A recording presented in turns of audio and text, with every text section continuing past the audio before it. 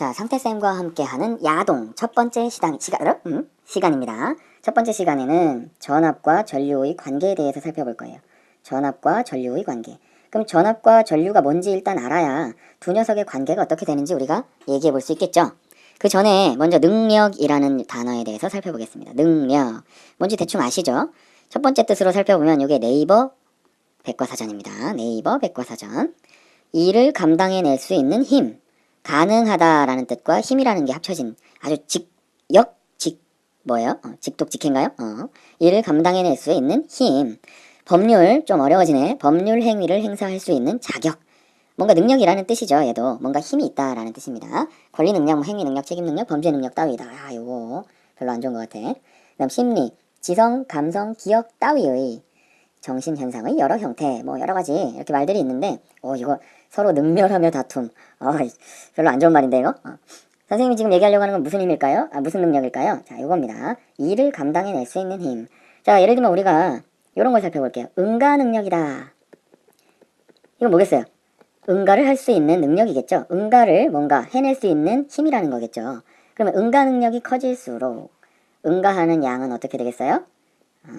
응가하는 양 점점 많아지겠죠.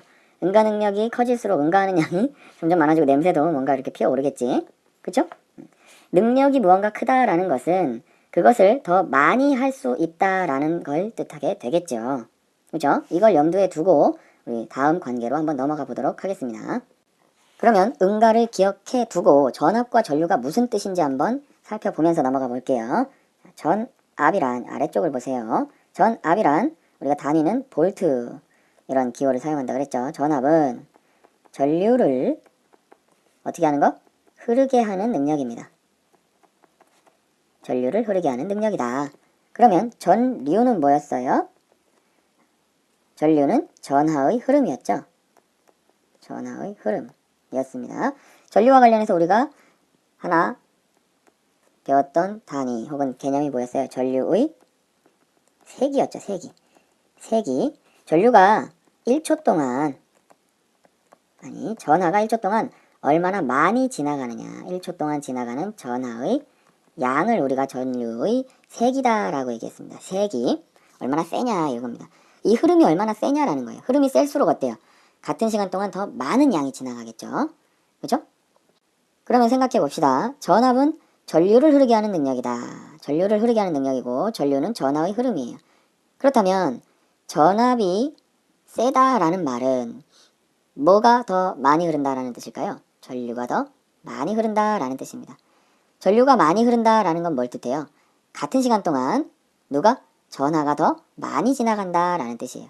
시간이 똑같아도 전압이 세면 전류가 많이 흐르고 전류가 세다는 얘기는 같은 시간 동안 누가? 전하가 더 많이 지나간다라는 걸 뜻하게 된다. 그냥 우리 국어 능력을 생각해 봐도 당연하게 생각할 수 있는 내용입니다. 이걸 토대로 전압과 전류의 관계 우리 36쪽에 있는 탐구 과정을 한번 살펴보도록 하겠습니다. 자, 이런 실험이죠. 전압과 전류의 관계입니다. 전압은 다시 전류를 흐르게 하는 능력이다. 그렇다면 전압이 세다는 얘기는 전류가 어떻다? 많이 흐른다는 얘기다 라는 겁니다. 먼저 이 회로를 살펴보면 전원장치의 오른쪽이 지금 플러스, 왼쪽이 마이너스죠. 그럼 전류는 어디서 어디로? 플러스에서 마이너스 쪽으로 이렇게 올라갈 거예요. 그 다음 전류계는 회로에 어떻게 연결되어 있어요? 직렬로 연결되어 있다. 이 하나의 길에서 벗어나지 않는다 라는 내용이고요. 그 다음에 전압계는 어떻게 연결한다고 그랬어요? 병렬로 연결한다고 그랬죠. 전류가 이렇게 흘러나가다가 갈림길에서 갈라지는 거죠. 이 저항에 걸리는 전압을 측정할 때 저항과 병렬로 두 갈래 길로 나눠서 전압을 우리가 측정한다 라는 얘기입니다. 그러면 이 회로대로 실제 사진에 회로가 잘 연결이 됐는지 확인해 볼게요. 먼저 플러스, 전원장치 플러스에서 뭔가 나왔죠. 자, 이 빨간 게 전원장치의 플러스입니다. 플러스로 나왔어요. 쭉 흘러가다가 스위치는 여기다가 덤으로 얹어준 거지요. 자, 이렇게 스위치를 지나고 나서 쭉 오다가 어떻게 돼요? 갈림길이 나타났죠. 그리고 갈림길이 한쪽에 뭐가 있어요? 저항이 있습니다. 니크롬선이 저항 역할을 하죠. 자, 와서 노란색으로 할게요. 전류가 쭉 와서 한쪽 갈림길에는 저항, 니크롬선이 있고 또 다른 쪽 갈림길로 나갔더니 뭐가 있어요? 전압계가 있죠. 전압계가 있습니다. 전압계는 역시 요 들어오는 길이 플러스니까 여기가 플러스. 그 다음 어디로 나가야 돼? 마이너스로 나갑니다. 마이너스로 나가요.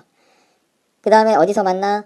쭉 플러스 전압계와 저항에 가서 다시 한 갈래 길에서 만나죠. 그게 어떤 지점이냐? 바로 요 지점입니다. 요 지점. 저항을 지나는 길과 전압계를 지나는 길이 한 군데서 다시 만났어요. 그 다음에 쭉 가다가 보면 뭐가 있어요? 전류계가 있죠. 전류계 역시 지금 플러스 쪽에서 계속 오고 있는 길이니까 어떻게? 플러스에다가 연결을 해야 되고, 반대로 나가는 건 마이너스 쪽으로 나갑니다. 마이너스로 나가서 결국 어디로 들어가요? 전원장치의 마이너스 쪽으로 들어간다. 전원장치의 파란색 부분이 마이너스 쪽이다 라는 얘기입니다. 그런데 우리가 주의 깊게 살펴봐야 될 게 뭐냐? 지금 마이너스 단자입니다. 전압계와 전류계의 마이너스 단자예요. 전압계와 전류계의 단자를 연결할 때, 마이너스 단자 연결할 때 얘네들이 다 각자의 마이너스 단자들이죠. 3개, 전류계에도 역시 3개의 단자가 있습니다. 그런데 보통 오른쪽에 있을수록 최대 측정값이 큰 단자예요. 그런데 우리가 처음에 전압값이나 전류값의 크기를 모를 때는 어디부터? 큰 단자부터 연결한다 그랬죠, 값이. 근데 지금은 제일 작은 데에 연결돼 있어요. 얘 실험 잘못하는 건가요? 아니죠. 얘는 지금 실험을 하는 과정 중에 있는 걸 그린 거예요. 사진을 찍은 거죠. 그러면 어떻게 돼요? 처음에는 여기 큰 단자에 연결했겠지만 상황을 보니까 눈금이 너무 안 움직여? 이제 어떻게 해야 되겠다? 더 작은 값으로 측정을 해야겠다 라고 해서 지금 마지막까지 제일 세밀하게 측정할 수 있는 단자까지 내려온 거겠죠. 그죠? 그렇게 믿어봅시다. 그럼 이제 회로가 제대로 다 연결이 됐다. 우리가 원했던 요 전기 회로도와 똑같이 이 전기 회로를 구성을 했어요. 그 다음에 이제 스위치를 빵 눌러가지고 흐르게 하면 되겠죠. 그럼 전압과 전류의 관계를 나타내려면 우리가 전압을 변화시켜보면서 전류가 어떻게 되는지 요걸 살펴보면 되겠죠. 그죠? 전압을 뭔가 증가시키거나 줄여보거나 이런 걸 하면서 전류가 커지냐 작아지냐 이런 것들을 관찰해보면 전압과 전류의 관계가 나타난다 라는 얘기입니다. 그래서 우리가 할 건 뭐예요? 전압을 점점 증가시킵니다. 키우고 키우고 키우고 키우고 그렇게 하면서 뭘 측정하면 돼요? 전류를 측정하면 됩니다. 아까 처음에 예를 들었던 응가능력이라고 보면 응가능력과 응가양의 관계를 보고 싶다. 그럼 어떻게 하면 돼? 응가능력을 점점 키워봅니다. 점점 키우고 키우고 키우고 하면서 응가가 얼마큼 변하는지 많아지는지 줄어드는지 요걸 살펴보면 응가능력과 응가양의 관계를 알 수 있죠.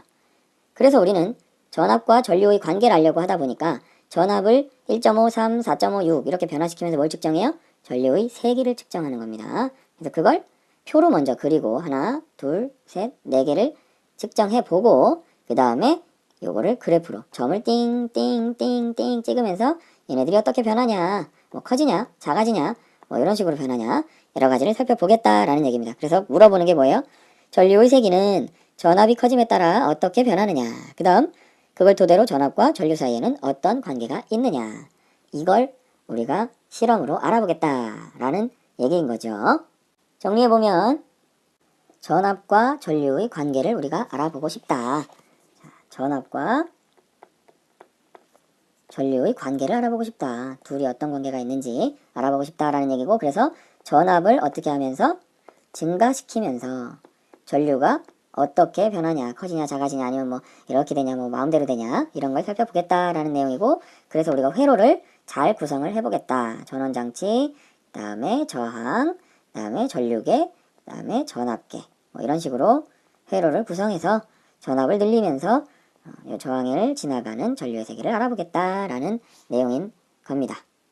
다음 시간에는 전압 전류뿐만이 아니라 이 회로에 전류가 흐르게 하는 영향 중에서 다른 요인 한 가지를 추가해서 옴의 법칙이라는 것을 한번 배워보도록 하겠습니다. 오늘은 안녕.